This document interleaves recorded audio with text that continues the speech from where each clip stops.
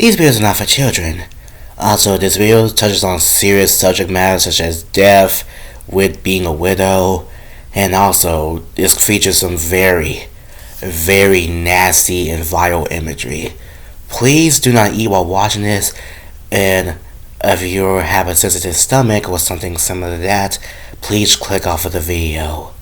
Now then, let's do this. This is a topic I've been wanting to talk about for a bit. I was going to say this for next week, but I want you guys to have a video for this weekend. So to have a video for this week, guys, I do it now. This is one of the most well-known and most divisive comics of all time. Most people praise it, others like me hate it, and you'll see why I don't like it in a few minutes. But the one, the only Spider-Man Reign. This is a comic that is pretty much we have Batman, The Dark Knight Returns at home of Spider-Man pretty much. The Dark Knight Returns is about a 50-year-old Batman getting out of retirement to continue his crime-fighting Gotham City after being pulled back to the war. And while The Dark Knight Returns is badass, especially the animated version, Spider-Man Reign is a story that is over-reliant on shock value, extremely nasty imagery, and two extremely infamous moments that I will touch upon at the end. Once again, viewer discretion is advised, especially have a weak stomach like I do. We take place in a futuristic New York because that's so original, where the city's being run by a dude named Mayor Waters. He put this thing called the Web around New York, and he outlawed any and all vigilantism. Peter Parker gets fired from his job once again, and he goes home to old and weakened MJ. Him himself being old and weakened. He says that things are struggling, but he promises to get by. After yelling at MJ, who, by the way, I'll talk about this when I get done with the summary. Mayor Waters holds Kingpin hostage. Pretty much, Kingpin is this nasty, disgusting creature because he's been denied food for his crimes. He's kept alive by a machine. How he's so weak that he can't even lift his own arms to wipe the drool from his face. After the mayor is done eating, he always puts Kingpin back in his cell. Peter Parker is visited by his old boss, J. Jonah Jameson, who is aware that he's Spider-Man. He begs Peter to get back into the swing of things. He gives him one of his old costumes that he had keeping for him. Peter, however, closes the door on him as he's too old and mentally damaged to keep doing it. Jameson walks outside and rants about modern day society, where he gets jumped by the police force of this universe. However, Peter hears this, so he gets out to being Spider-Man again, where J. Jonah Jameson realizes that he has been wrong about Spider-Man this whole time. However, with the mayor saying the Sinister Six to take down Spider-Man, and the mayor himself being revealed to be Venom in disguise, can Peter Parker overcome the odds and defeat the villains and bring himself back? Yeah, like I said, this is supposed to be like The Dark Knight Rises. And while The Dark Knight Rises has a cool story and really good art by Frank Miller, this, not so much. First off, the art style that I showed you in the images previously is extremely unappealing and it is extremely gross. I hate the way this looks so much. Like, I get that everybody's supposed to be old, but you could have came up with better, more appealing designs. Everyone here looks like some type of old, broken twig. It looks like you did Coraline, but you took it up to a 29. And this art style is even worse with the two infamous scenes I'm going to talk about. And second, what is with the twist of Venom? The Venom symbiote isn't built up at all, and it just comes out of nowhere. I get that Venom is a fan favorite character, he's also my favorite villain, but he's not Eddie Brock, he's not Harry Osborn, nor is he any other symbiote host like Matt Corgan. He's just this random mayor in disguise, and it just doesn't really make sense. And second, Venom being evil, want to take over the world also doesn't fit for him too, because one, that's something that his creator Noel does, and Venom just trying to kill everyone with symbiotes and cause an alien invasion just isn't him. Usually when there's an alien invasion, Venom teams up with the heroes to get rid of it, since he doesn't want to be seen as just a parasite who just is destructive and does nothing good for anything.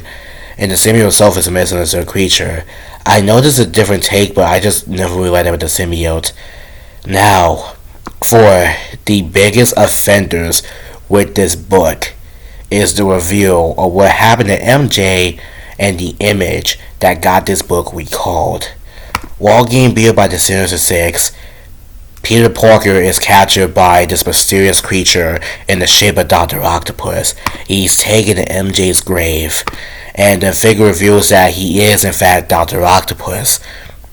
He reprogrammed his tentacles and to do this one last task for him of bringing Peter back when the time calls for it.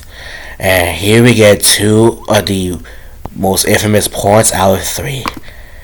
It's revealed that Doc Ock is dead and he's been rotting away, and the arms are puppeteering his zombified corpse, which is so unneeded. It's just for shock value, and the art style again just makes it look ugly. It's not really scary, it's just overdoing it, and then it gets even worse. The arms dunk out Mary Jane from her grave and destroy her casket, and it is revealed that Mary Jane is dead because Peter Parker's radioactive semen, when they were having sex, affected her DNA in her blood, causing her to die of radiation poisoning and get cancer. Yes, this is what this comic is known for. This is why it's been memed upon to death. The comic where Mary Jane dies from Peter Parker's radioactive semen is gross. It's just pointless shock value. It feels like some edgy teenager wrote this trying to be badass and trying to be dramatic, but it just doesn't work. Like, radioactive semen? This is the best we could come up with? Are you fucking kidding me? There's another shitty Spider-Man comic I'm going to review later called Since Past, where, spoiler, Gwen Stacy fucks Green Goblin and gets pregnant. But I just don't know what's going on in Marvel. Radioactive semen and Norman Osborn impregnating Gwen Stacy with rapidly growing goblin children. Oh my gosh. Yeah, I love the wall caller, but this is what happens when niggas at Marvel just run out of ideas. Like, this comic came out near the time Spider-Man comics became bad, and yeah, they were just throwing shit at the wall to see what sticks. I mean, you literally got a comic where Eddie and the symbiote get pregnant with an alien baby, and for the last moment that got the whole entire comic recalled, before Jameson is revealed at the door, Peter Parker wakes up, and for some reason, the artist thought it would be a good idea to draw an elderly Peter Parker naked with his genitals revealed. I found the original image online, and it's not detailed, but you can still tell what it is. This is the version of it in the comic as it is now, and again, it's just really disgusting considering this art style. I did want to rant about it and make it a big deal, but I'm just so over this shit. It's just gross. It's just unnecessary. Like, with this and the radioactive semen, I'm just like, this is the best you can do? This is supposed to be mature and edgy? We have had comics from Spider-Man that have done this so much better. The Kid Who Collects Spider-Man, Spider-Man Blue, the night Gwen Stacy died, the storyline of Harry Osborn dealing with drugs and popping pills. Those were mature and those were much more better because they didn't rely on gross out and shock value. They just had serious stories with a good art style and everyone was in character. This was just not needed. Like, I'm not against dark superheroes. I do prefer my superheroes, especially Batman, to be more serious, but walking robotic zombified corpse and radioactive semen is not the way to go. In the end, Spider-Man Reign, while a famous comic, is one I truly just cannot stand. Whether for the nonsensical plot, we have the Dark Knight Returns at home feeling of it, and the two infamous moments that just completely shattered the whole concept for me.